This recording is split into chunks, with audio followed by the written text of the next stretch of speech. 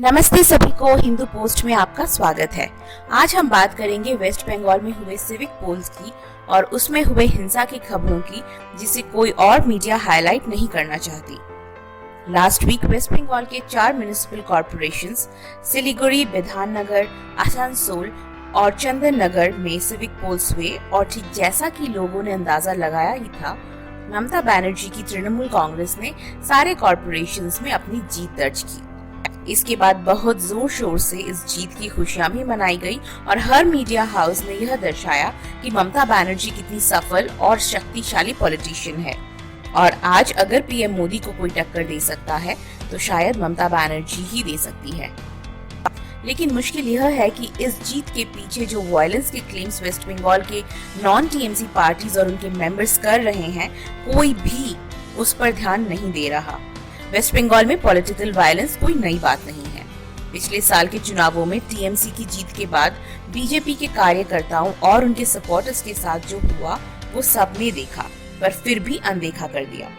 इसी के लिए इस बार जगह जगह से वैंडलिज्म और अबडक्शन के क्लेम्स आना और टीएमसी के गुंडों का उसमें इन्वॉल्वमेंट होना शायद मीडिया को सामान्य ही लग रहा होगा। आपको बता दें कि वोटिंग के दिन ही लीडर ऑफ ऑपोजिशन शुभेंदु अधिकारी ने ट्विटर पर कुछ ऐसे वीडियो शेयर किए थे जिसमें दिख रहा था कि कैसे हाथ में डंडे लेकर गुंडों की रैलियां वेस्ट बंगाल के उन एरियाज में निकल रही है जहां पर पोल्स हो रहे हैं। इन विजुअल्स में एक महिला यह भी बता रही थी कि उनके एरिया में बंदूकधारी गुंडे घूम रहे हैं और लोगों को वोट देने से रोक रहे थे। बीजेपी की एमएलए अग्निमित्रा पॉल ने भी पोलिंग के दिन जगह जगह हो रहे फेक वोटिंग की खबरों को ट्विटर पर शेयर किया और इलेक्शन कमीशन से एक्शन लेने की भी गुहार लगाई, पर पुलिस या प्रशासन की तरफ से कोई भी एक्शन ना लिए जाने के कारण आज टीएमसी बिना किसी चैलेंज के चारों कॉर्पोरेशंस में जीत चुकी है।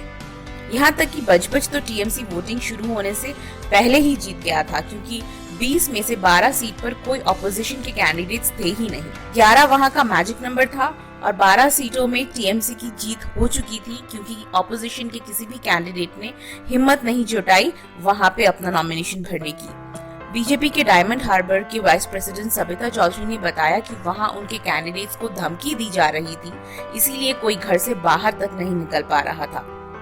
बीरभूम में कई वार्ड्स में बीजेपी कैंडिडेट्स के घर पर तोड़फोड़ करने की भी खबरें सामने आ रही हैं। वार्ड नंबर 6 की बीजेपी कैंडिडेट दीप्ति तिवारी ने तो सामने आकर यह भी कहा है कि उनके घर में वैंडलिज्म हुई। यहीं पर एक बीजेपी कैंडिडेट के बुजुर्ग दादाजी पर भी हमला हुआ और एक कैंडिडेट दिनेश मंडल के घर जाकर उन्हें धमकाया गया।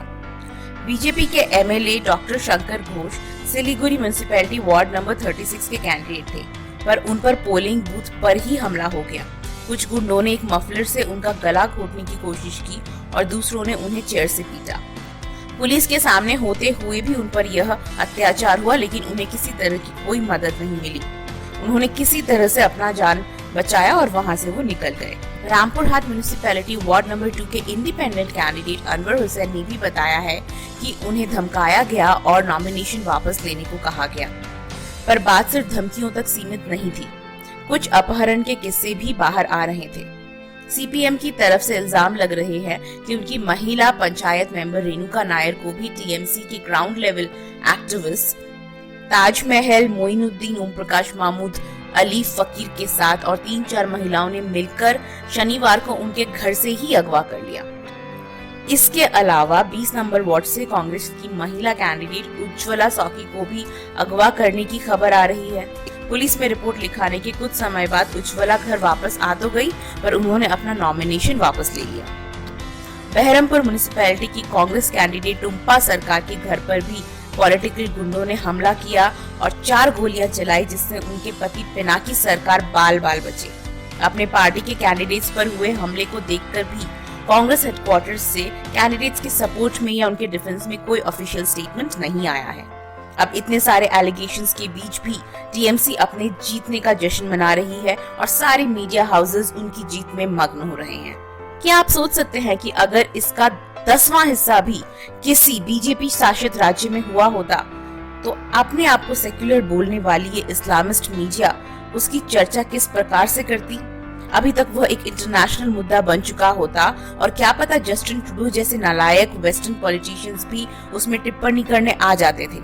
पर बंगाल में हिंसा हो रही है और क्योंकि वहाँ की जो रूलिंग पार्टी है वो एंटी बीजेपी है, इसलिए सब चुप हैं। क्यों? सोचिए, सोचने की आदत डालिए।